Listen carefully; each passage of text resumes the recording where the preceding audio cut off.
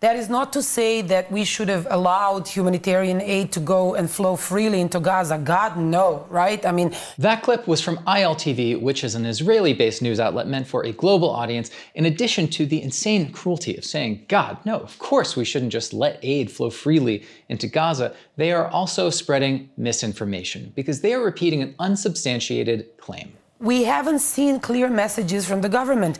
So and so many trucks went in. So and so many were distributed through this and crossing through that one. So this and this percentage is still being stolen by Hamas, right? Well, and this percentage should have been stopped going into the hands of Hamas probably months and months and months ago. Now, the context in which they're speaking in this clip, they're not talking about the humanitarian crisis Israel has caused and genocide they're pursuing.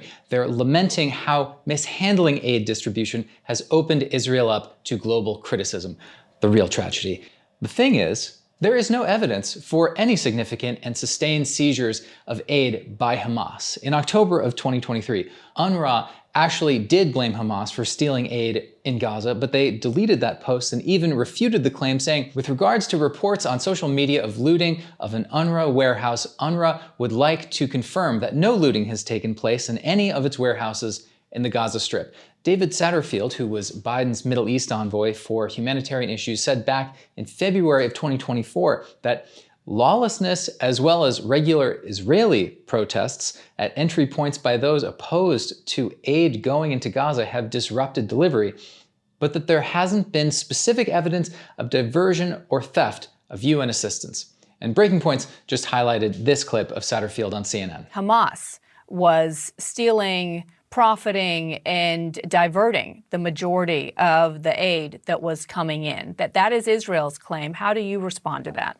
No such allegation or evidence in support of allegations like that were ever provided privately by informed Israeli security or political officials. It is a claim which, on the face of it, is not reflected in any of the experience that those involved in the humanitarian effort have seen. This is a convenient narrative for Israel because ultimately it helps to inoculate them against blame for the potential famine in Gaza. Starvation is collective punishment, which is considered a war crime. But if aid is being seized by Hamas, Israel seems less culpable. Hamas appears more hostile, less rational, and resolution seems even further out.